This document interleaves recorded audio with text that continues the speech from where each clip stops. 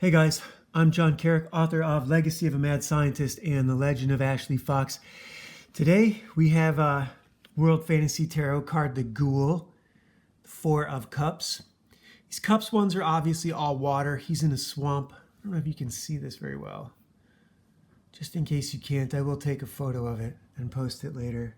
But in the meantime, we are looking at Conan the Barbarian, number 106, Chaos in the Land Called Kush.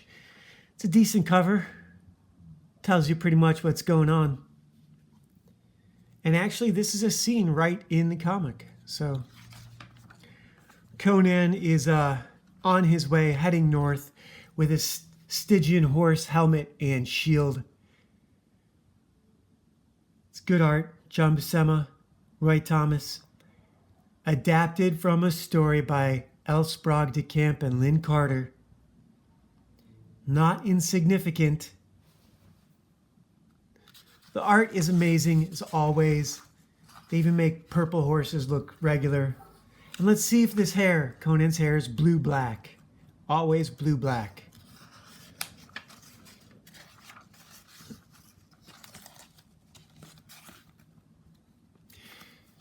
Now this is the part I wanted to talk about. In modern fiction, this is a no-no. This is called head hopping. When you get scenes with just the bad guys, you're not supposed to get that in.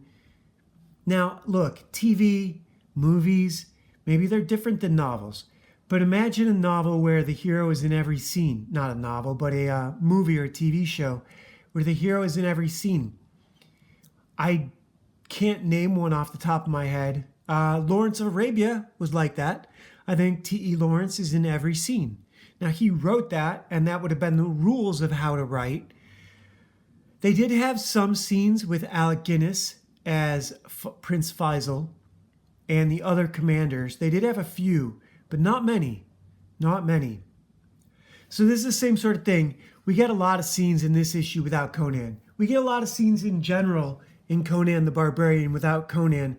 And that makes Conan very often something of a Deus Ex Machina character, where he's the most powerful character in the cast, and he comes in to set everything to rights at the end. Especially saw that in the King Conan series, or Conan the King, and it's on display a little bit here too. So these guys, this is the Queen's, let me explain what's going on. This Queen has had a couple guys imprisoned for, she says, plotting against her. And it's a fake plot. They hadn't been plotting against her. This is to empower herself and this guy, I believe, at the expense of these two, one of whom is the captain of her guard. Now, she can't kill him because to do that would inflame the populace and the rest of the soldiers against her. She is Stygian or Egyptian. Ancient Egypt was ruled by the Greeks. The Ptolemies were Greek, so they were new to Egypt. And the Stygians would have been the natural Egyptians, but then you also have the Kushites, which are the blacks from further south. What would be, God, I'm spacing on the name, but down the Nile, further into Africa. And this magician, this wizard, has first they throw this guy in the prison, right? This is called the Snout in the Chaos in the Land of Kush, but it's adapted from a story called The Snout in the Dark, right there, The Snout in the Dark. So that's where this comes from. And a wizard has a werepig that he sends into this locked prison cell to murder this guy.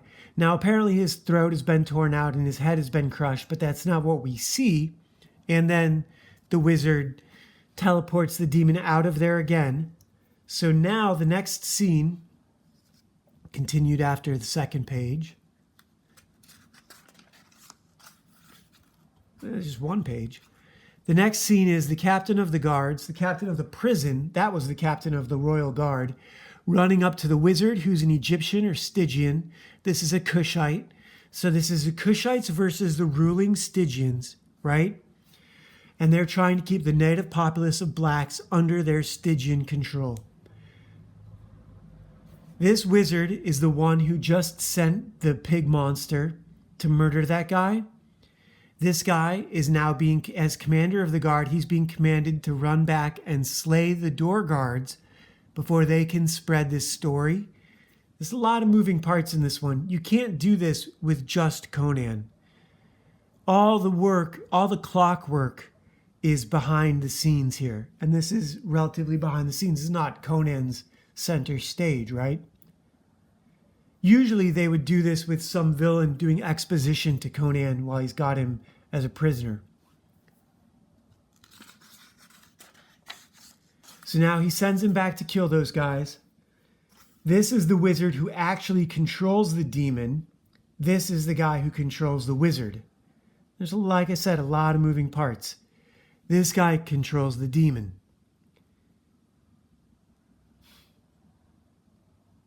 This guy is plotting to marry the queen, who was that black girl from earlier. And there's a couple other guys plotting to marry her as well.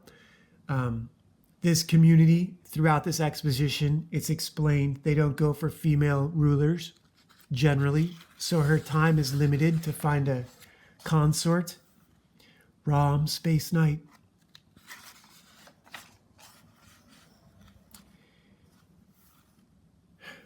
This guy is sent out to spread word of everything that's gone on and to spread a false rumor implicating other people by this Stygian or Egyptian who wants to wed her, the queen. And now the next day, it's all over. The rumor is that she has had the captain of the guard put to death for whatever plot or treason that he did, whereas she wouldn't have actually done that. So this weakens her position.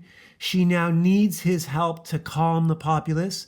That's what he's betting on, that she will have to do an allegiance with him now that her captive has been put to death. Meanwhile, she rides out into the middle of the city, through the city to go on a hunt. Her advisors told her this was a bad idea. The populace is not to be trusted. And here we get a character much like the witch doctor who was rousing the people of the last village in the last issue against Conan. He says she's killed the captain of the guard, the leader of the people, put her to death. She's an outsider. And the people attack. So what was an angry mob suddenly goes crazy. They blast this guy. I hope all that was in focus. I'm going to be really upset if these last few pages were out of focus. I'm not going to hit pause yet, but I will go back if they were. And I suppose I will reshoot all this. Fuck. But now the streets, the people in the streets go mad, attack this queen. So this is a little bit higher brow than gay black vampires. There's some more going on. There's more characters than necessary. The wizard and the what would you call him? Politician could be the same guy. They don't have to split them into two people. Anyhow, she's pulled off of her horse, and before she can be killed, Conan rescues her, rides in with his shield, sword, whatever. His horse takes a spear, and now he's fighting on foot. But he does manage to rescue the princess until the rest of the palace guard can arrive. Star Wars.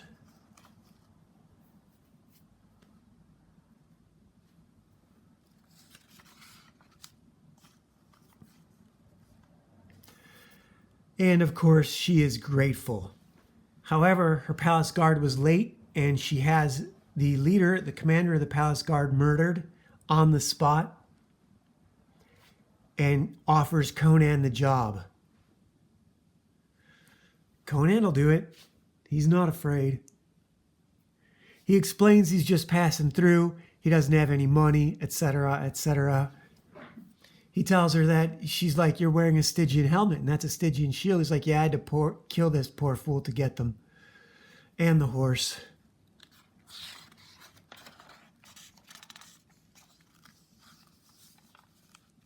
at that. I missed this the first time I read this.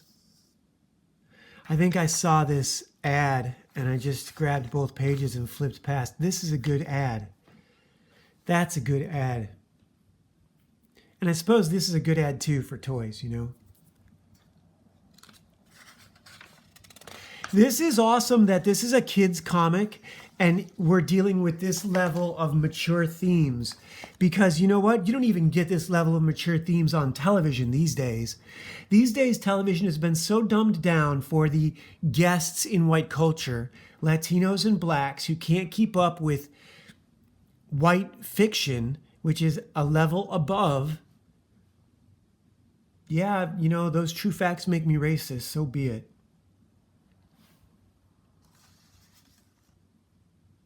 You're mad at Mother Nature, not at me. Anyhow, he sent this guy also out for a white girl and told him if he failed him, he'd be hanging from that tree. That's back here. I said something wrong, I believe. This wizard sends this fellow out for a white girl. And he has some plans. He's going to make her the queen's servant. And she's terrified. And she's not Livia. I thought they would have made her be Livia from a couple issues ago. This girl on the cover here. None of these came with boards and backs, so they're all still out and within easy reach. I thought they were going to substitute... You know, it would have been a very easy thing to bring this girl back into Conan's life. She's in the area. We know that she's a blonde girl in the general vicinity of this part of Africa. But this is a different girl. Her name is Diana. And she is going to be the queen's handmaiden.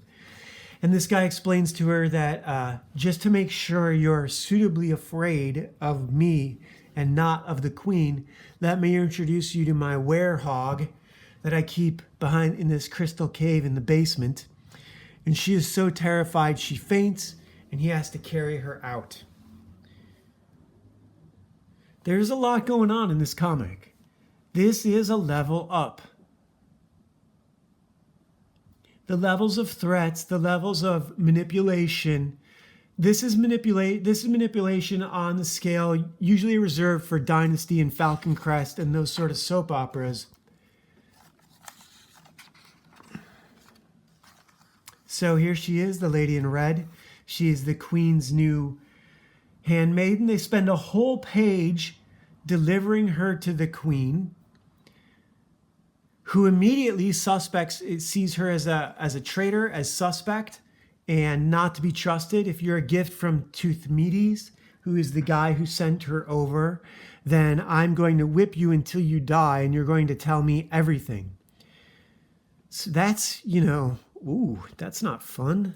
That's not fair. And here is where we get the Human Torch against Iceman, a villainous Iceman, Mr. whatever he is, Icicles, I don't know, or Hostess Pies. But here's where we get Deus Ex Machina rescue porn, where this girl is about to start whipping her. The queen is about to start whipping the blonde girl. Conan says, that's not happening. And she threatens him, and he said, you better be ready.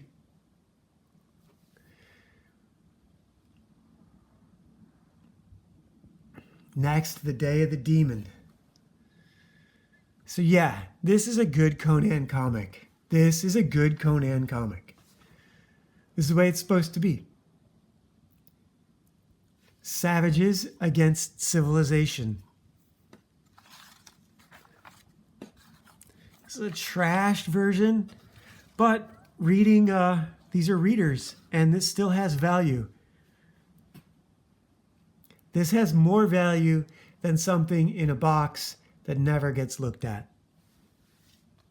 Hey guys, I am John Carrick, author of Legacy of the Mad Scientist and Legend of Ashley Fox, two amazing science fiction fantasy audiobooks for you here on YouTube as audiobooks, Amazon as paperbacks, Smashwords as ebooks for you guys to check out. We also have a comic book Ashley Fox Ninja Babysitter. It's in the description. Please check it out, along with a whole bunch of other cool stuff.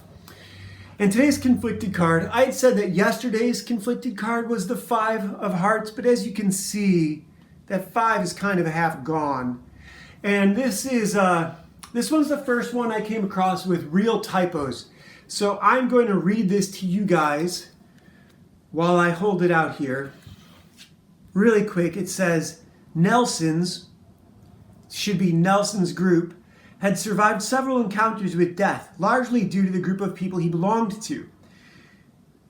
They were few in number, but loyal friends who were well organized. Supplies were extremely low, but they were getting by. While moving around with his group, Nelson ran into an old fiancée. I don't know how many he has. Why would it be Anne? Ran into his former fiancée. She had someone with her. Both of them wanted into Nelson's group. Nelson said it was a group decision. If you were in Nelson's group, no apostrophe, would you be willing to add people who brought little to the table into your group? Why or why not? So that's kind of long, but now let's presume that the person Nelson's ex-fiancée had with her was a female. So 2 females don't bring anything to the group? Yes, they do. A female and a male? Yes, they do. 2 adults? Yes, they do. In the future, community is everything. You're not going to be wanting to kick people out. No one. It depends on how crazy things get, right? If you don't see value in people, people won't see the value in you. If you can't find the value in others, what value is there in yourself? It's that simple of a lesson to be learned here. Everyone has value, or you don't have value. Everyone has value, everyone matters, or no one does. I don't remember what movie that was in. God, what the fuck was that in?